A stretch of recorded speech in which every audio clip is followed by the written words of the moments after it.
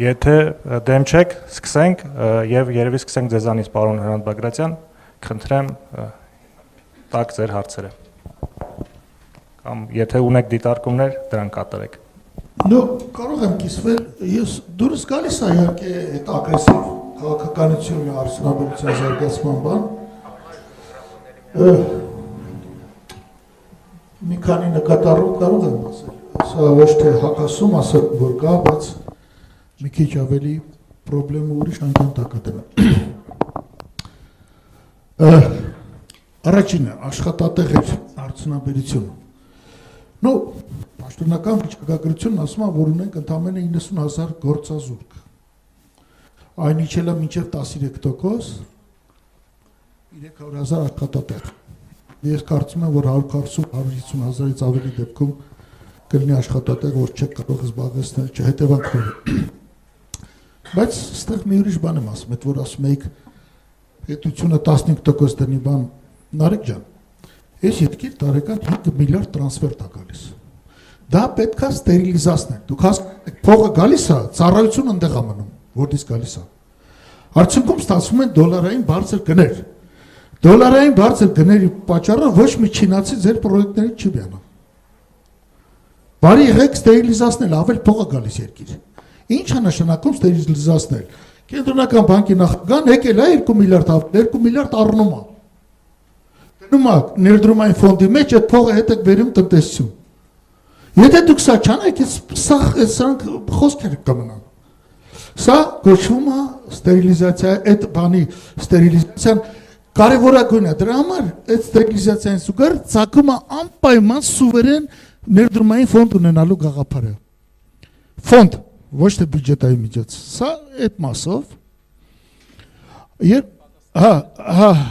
խնդրեմ։ Այսինքն սա չեմ ասում դա ճիշտ է կամ սխալ, ես ասում եմ ճամփեն երևի սա կլինի։ Շատ լավ։ Կենտրոնական բանկը պիտի առնի ստերիլիզացնի այդ փողերը։ Շատ լավ։ Հիմա ներկայացնեմ գործազրկության հետ կապված տվյալները։ Հայաստանի վիճակագրությունը մեր գործազրկությունը շատ քիչ է ցույց տալի, որովհետև հաշվի առնում այսպիսի բան։ Գործազուրկ է Հայաստանում համարվում այն մարդը, ով ակտիվ փնտրում է աշխատանք։ Եկեք նայենք, թե ինչքան մարդ է Հայաստանում աշխատում։ Հայաստանում կա 800,000 գրանցված աշխատող։ 3 միլիոն բնակչության մեջ ունենք 800,000 գրանցված աշխատող, 800,000 մարդ է աշխատում։ 3 միլիոն բնակչության մեջ մենք ունենք 500,000 թոշակառու, մոտ 700,000 ուսանողական կամ դպրոցական տարիքի երեխա կամ երիտասարդ, իսկ մնացողը։ Այսինքն մենք ունենք 1.8 միլիոն մարդ ու աշխատում է 800,000 մարդ։ Վիճակագրական կոմիտեի տվյալները, օրինակ ցույց տվե պարոն Բագրատյան, որ Գեղարքունիքի մարզում 4% է գործազրկությունը, մոտավորապես Ավստրիայի չափը։ Ես միշտ ասում եմ, որ իրանք թվերը կարան խեղաթյուրեն եւ այլն, բայց նայեք, sense Ղարաբաղից եկած գյուղը բնակչությունից հետո մենք ունենք 3 միլիոն բնակչություն։ Այդ 3 միլիոնից 502,000-ը թոշակառու են։ 221,000 մարդ աշխատում է պետական բյուջետային սեկտորում։ 584,000 մարդ աշխատում է մասնավոր բիզնեսում։ Միակ թիվը, որ մենք չգիտենք, ոչ մի հաշվառում չկա, գյուղում ինչքան են աշխատում։ Գնահատական այսպիսին է մոտ 350,000։ Ես համաձայն եմ այդ թվերի հետ, բայց այդ բանը երկրորդը 0% հարկ փոքր բիզնեսի համար։ Ես հարկային արտոնություններին զգուշորեն եմ վերաբերվում։ Անկեղծ ասած ես համաձայն չեմ։ Ավելին, ես կարծում եմ, որ շրջանառության հարկը պետք է ընդլայնել, ինչ է խանգարում մարդիկ թողարկ տան։ Ես վախենում եմ, որ ձեր ասած կլինեն, ինչ որ անցյալ դարում եղավ Միացյալ Նահանգներում մի 30 տարի խելքի չէին գալիս, բոլոր խոշոր բիզնեսները կսկսեն կոտրատվել։ Օրինակ, առաջի Ռուզվելտի 1900 թվականի օրինակցից հետո միայն բանը Standard Oil-ը, որը առաջին նավթամուղն էր կառուցել, դրա համար հաստացավ բանը Ռոքֆելլերները, նա իր բիզնեսը բաժանեց 350 մասի եւ մարսեց 1902 թվականին։ Սա էս կլինի։ Այս դրա համար բայց ինչ նախանգարում փոքր հարկ կարող են տալ եւ լեր շրջանառության մեջ ինչ նախանգարում այդ դեպքում իհարկե կուզենան անցնել միջինին որտեղ հնարավոր է որ նույնիսկ քիչ հարկվեն երրորդը դեղորայքը շատ ճիշտ դիտարկում է բայց դեղորայքի գների թանկ լինելը Վրաստանի համար Հայաստանում ունի 3 պատճառ մեկը դուք ասեցիք բայց կան եւս 2 պատճառներ Առաջ Նարեկ ջան, մենք դեղերը գրանցում ենք։ Մենք գլյուկոֆաժ դեղը խենք գրանցում։ Մենք յանում ենք դեղը, ես հասկացաք, ես մի փոքր դիաբետի խնդիր ունեմ, հասկացա։ Խի են գրանցում։ Գերմանացին ստեղծել է այդ դեղը։ Քանի որ երկիրը փուճուրա, շուկան փուճուրա, ամեն մի գրանցումն էլ արժենում է $800-ից $1000։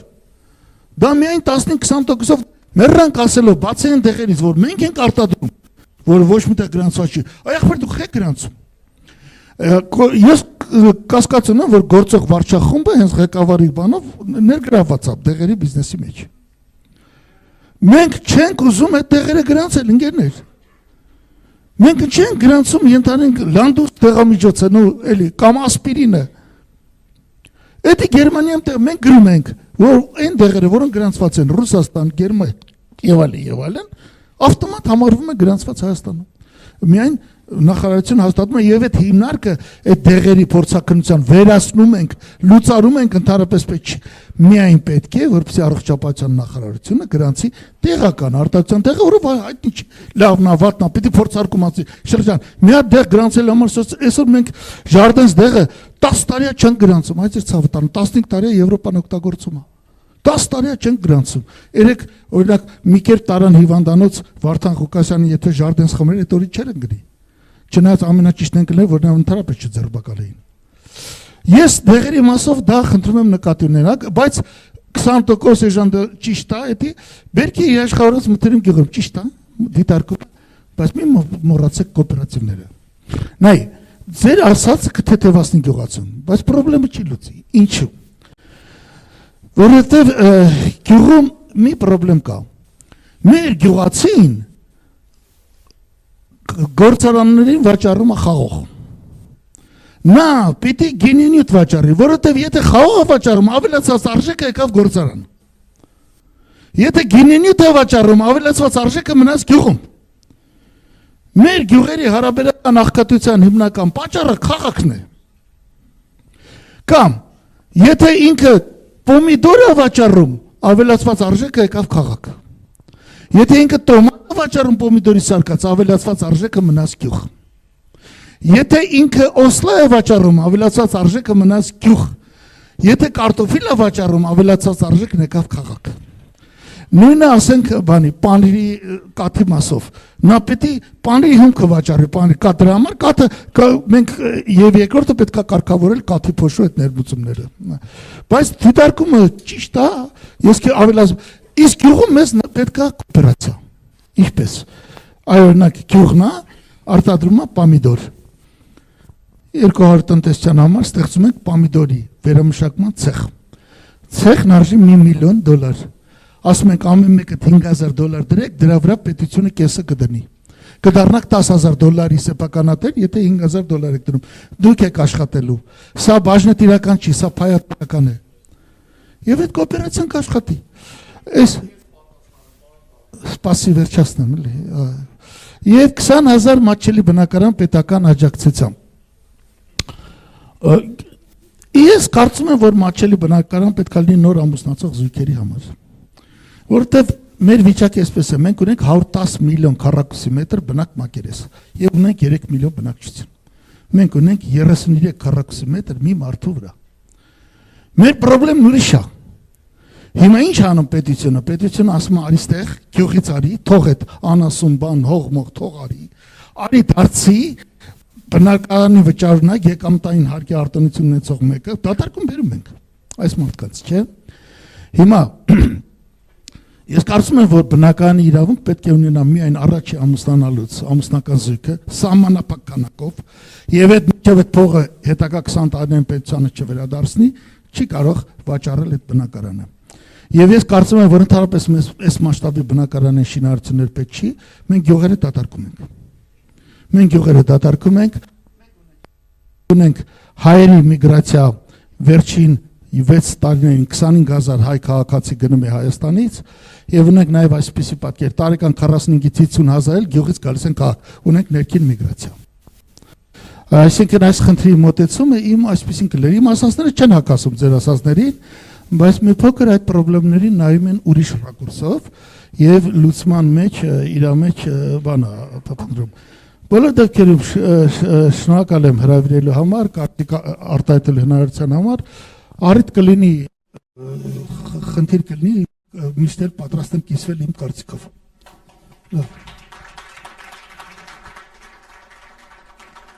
Շնորհակալ եմ արձագանքեմ մի քանի պնդումների ու կարծիքների ձեր կարծիքը շատ կարևոր է ձեր փորձը շատ կարևոր է մեզ համար եւ առաջի հարցը առաջի մտահոգությունը որ դուք ասեցիք դա ստանդարտոյլի օրինակը բերեցիք Տեդի Ռուզվելտի ժամանակ հայտնի հակամենաշնորհային ակտի հետ կապված իմիշելով պետության մասնակցությամբ եղավ հակամենաշնորհային process-ը որի արդյունքում պետությունը ստիպեց բաժանել ու այս պահին նավթային ոլորտը ամենամրցունակներից է Ամերիկայի Միացյալ Նահանգներում բայց մյուս հարցը որը շատ կարևոր է շրջանառության հետ կապված ավելի շատ պարոն Բագրատյան մեր խնդիրը ոչ միայն հարկերից ազատումն է